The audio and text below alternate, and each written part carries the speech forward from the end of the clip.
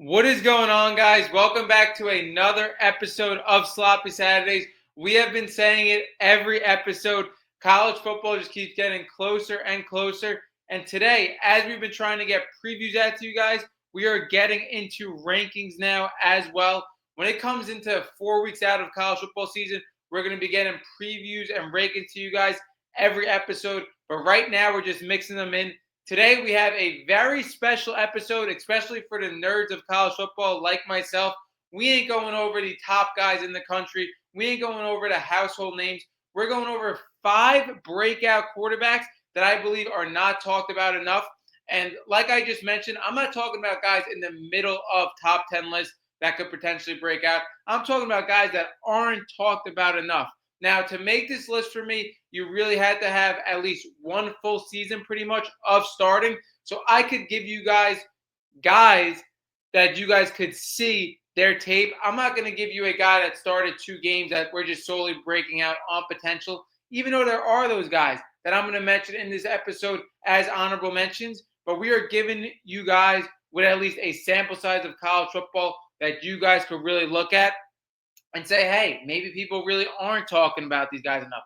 Maybe Dom is right, and these guys are actually going to break out, and I agree with him. Or you guys could say, listen, I'm a complete idiot, and he's completely wrong. Let's get right into it. Now, for honorable mentions, I have one, Desmond Williams. Desmond Williams at Washington. I think he's going to be an absolute stud. We saw him in a small sample size of games. That's why he didn't make this list. But we're talking about 944 passing yards, 8 touchdowns, 1 interception. A guy that's a dual threat quarterback. A guy that a lot of people are high on. And I think a guy that could bring Washington back. We look at Washington last year. The first year of turnover, losing your head coach is rough. And they lost a ton of players to the NFL. 2 years back, Washington was in the national championship, and they were absolutely exploding that offense. One of the most explosive offenses we have seen in recent years. When you look at all the pros they had, Michael Penix, Rome Odunze, Jalen McMillan, Jalen Polk, like that offense was absolutely explosive. Now, last year, they had one of the biggest drop-offs in college football, arguably the biggest drop-off, but I think Desmond Williams could bring them back. And another guy I want to mention that's going to break out as well, I like to talk about Austin Simmons. Austin Simmons, little interesting as a southpaw, but I think he's going to break out as well. Ole Miss, a team that I believe was one of the best 12 teams in the country, but didn't make the college football playoffs. Again, they shouldn't have. They lost games that they just flat out shouldn't have. But Austin Simmons is a guy that I think could bring this hungry Ole Miss team back. I really like what I saw from him at the Georgia game. He was completely composed in the one drive that he had. He was able to put in a touchdown. I think the lights aren't going to be too bright for him. I really like Austin Simmons. What he's able to do passing the ball consistently, that I believe, and he can run when he needs to. I like those 2 guys. But again, not a big enough sample size to make this list. Now we're talking about 5 quarterbacks that we're going to put you on that people aren't talking about enough that I think could completely break out. At number 5, we got a weird one here when we talk about college football careers. We're going Jalen Daniels out of Kansas. Jalen Daniels out of Kansas is a guy that I think could do pretty much everything from the standpoint as a quarterback. When you talk about physically, this guy is 6 feet tall, 220 pounds. Again, doesn't have the most imposing size, but his arm strength is off the charts. What he's able to do athletically rushing is off the charts as well. And the thing about Jalen Daniels that I really like, not only is he a 5-year veteran in college football, but he had a season that we could really hang our hats on and say, this guy already shown that he could be successful in college football. When you look at the 2022 season, 2,014 passing yards, 18 touchdowns, 4 interceptions. He had over 400 rushing yards in that season as well. He's a guy that could pass the ball and run the ball really well, could make a variety of plays on the football field, and has shown that he could have a successful season. Now, last year, I'm going to put my hand up and say I was wrong on Jalen Daniels and this Kansas team. I thought they would be contending in the Big 12. I thought they would have one of the best backfields in the Big 12 with Devin Neal. Devin Neal absolutely produced. He got drafted into the NFL by the Saints. He was one of the best running backs in college football last year. But Jalen Daniels was just not it. When you look at him, he had 14 touchdowns to 12 interceptions, absolutely horrible ratio. And I don't know why this happened, but he looked like he was making plays sometimes on a peewee football field. It was absolutely horrible. The turnovers were just boneheaded turnovers, and they cost them games flat out. I don't know why this was happening. Maybe he didn't come off injury right, but again, these were cerebral plays.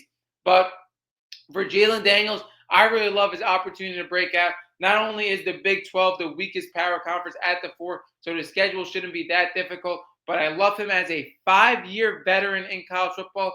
And not only that, I love him because he had a 2022 season where he was very successful in college football. So for Jalen Daniels, we're not only talking about the veteran presence, not only talking about a conference that I love him to compete in, but we're talking about a 2022 season as well. He was very successful.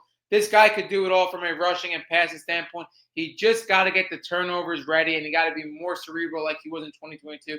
Jalen Daniels has every opportunity to succeed. He comes in at number 5. At number 4, we have Aiden Childs. Aiden Childs, I really love. I love him athletically. Now, for Aiden Childs, kind of a weird career. At Oregon State, he was sitting behind DJU. And I love his coach, Jonathan Smith. That's a main reason why I like Aiden Childs to produce in 2025. I love Jonathan Smith. What he was able to do with DJU, he made DJU more successful than any other coach in college football, even including Dabo Swinney. DJU, a guy that was super talented coming into college football, but again, he really busted in every other place but Oregon State. He made DJU look comparable. Not only that, he made Damian Martinez look like one of the best college football running backs, and he had his best season with Jonathan Smith as well. I think Jonathan Smith is a really good football coach. I think Aiden Childs really shouldn't have started last year, but again, a guy this physically gifted, it's so tempting for a Michigan State team that didn't have much competition behind him. He really had to start. He had 2,400 passing yards, which wasn't that bad. But again, turnovers were the issue. 13 touchdowns to 11 interceptions. I think this Michigan State team is on the hot seat, and I think that's why Aiden Childs is really going to be able to produce this year. I think athletically, he really just has to use his legs more. I think he's one of the most athletically gifted quarterbacks in college football. But when we look at Aiden Childs, he only had 225 rushing yards last year. I think they have to really rely on his legs a lot more, so things could open up in the passing game for him, and you could see turnovers come down a bit. But when you look at Michigan State, this is a team that really needs to get on the map in the Big Ten. And I think Aiden Childs is the year where everything really gets put together for him because he's one of the most athletically gifted quarterbacks in college football, and I love his coach in Jonathan Smith as well. I think he's going to be really, really good, and I think he has the potential to be as well. Aiden Childs, again, we're talking about a recruit that was a very highly touted recruit. Like I said, between Jonathan Smith as the coach, another year, the second year for college football head coach, I think, are the biggest because the first year you deal with so much turnover. The second year for Jonathan Smith and this offense for Aiden Childs, I expect him to boom. At number 3, this is a guy that I am going to glaze a lot, so be prepared. I have Taylor Green. Taylor Green, in my opinion, no matter what quarterback you want to put in the conversation with Taylor Green is the most physically gifted quarterback in college football. I'm going to say it again. No matter what quarterback you want to put with Taylor Green, he is the most physically gifted quarterback in college football. When we look at what he weighs, 6'6", 230 pounds.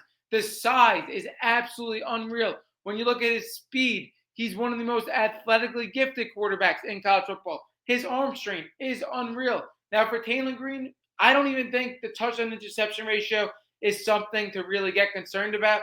He's on an SEC team in Arkansas that's bottom half of that conference, in a conference that you could argue is the best conference in college football. And when I saw Taylor Green on an even playing field with teams Arkansas is even or better against, he absolutely exploded. When you look at Texas Tech in that bowl game, we're talking about 341 passing yards. We're talking about 81 rushing yards. This guy had over 400 total yards. He had 3 touchdowns in that game. What about the Mississippi State game? Oh my God. Taylor Green had 6 touchdowns in that game. When you look at his passing yards, 314 passing yards, 79 rushing yards. This is a guy that could do it all at his size, athletic ability. This is a guy that you fantasize being at a big program. But I think Taylor Green is the most physically gifted quarterback in the country. I think his boom games are like no other. I think when Taylor Green is on, he's the best player in the field no matter who you put on the field with him. I expect him to really put it together in a big year for him as an upperclassman. Again, it's going to be tough with Arkansas. See what they are as a team. But Taylor Green just is more just gifted than anybody in college football. I expect him to absolutely boom. At number 2, we have a guy that's, I think, very different from everybody on this list as well. Similar to Jalen Daniels, different from everybody on this list. We have Eli Holstein. Eli Holstein is a guy I really like. I think he's the prototypical college football quarterback when you look at pathway to success. You look at 6'4", 225 pounds. He has great size. He runs when he needs to.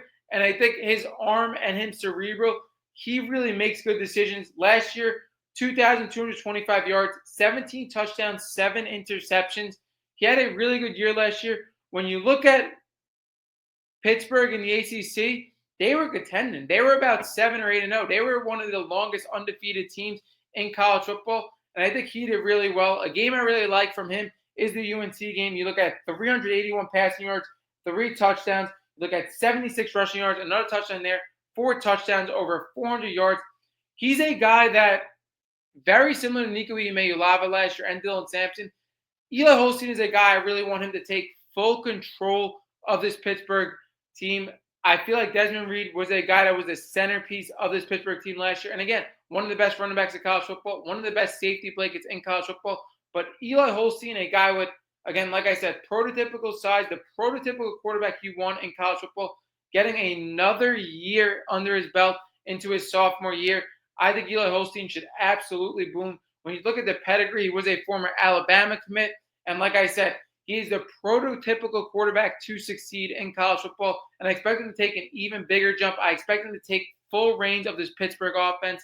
And I expect Pittsburgh to be at least a top 4 team, top 5 team in the ACC. Pittsburgh had a great year last year. I expect them to only get better. Eli Holstein taking another step up. And you guys better be prepared for this one. Number 1 quarterback to break out. I don't even understand how everybody isn't so high on this guy. He's going to be so unreal in college football this year. He has a huge matchup week 0 against Iowa State. He's a guy that is so physically gifted. What he's able to do in the running game, in the passing game. He already shown that he could be a really good quarterback in college football, as last year had 2,700 yards, 25 touchdowns, and 10 interceptions. It's Avery Johnson. Avery Johnson is a guy that I expect this year to be in the middle of top 10 talks in college football. And I expect in 2026, this guy to be in Heisman talks. He's absolutely unreal. He's a guy in his sophomore season that was a really good quarterback, and I expect him to be even better in a Big 12 that is wide open, like we mentioned, one of the worst conferences in the Power 4, arguably the worst conference in the Power 4. I expect Avery Johnson to absolutely explode. Last year, he broke the Kansas State touchdown record with 25 touchdowns. He's shown everything last year. He's shown his ability to limit turnovers. He's shown his ability athletically to be one of the best rushing quarterbacks in college football. He's shown that he could pass it with the best of them with 2,700 yards passing. And again, he's just a junior. He's going to be unreal this year. I expect him to be in the middle of top 10 conversations. I expect him in 2026 to take over college football, to be in Heisman conversation. The ceiling isn't even high enough to explain for Avery Johnson. He's going to be absolutely unreal. And Avery Johnson is a guy, this is my hottest take of the college football season. Ride with me with Avery Johnson. He's going to be one of the best quarterbacks in college football this year. Sky is the limit for him. That wraps up this episode as I'm losing my voice for breakout quarterbacks in the college football season. And Sloppy Saturdays is out.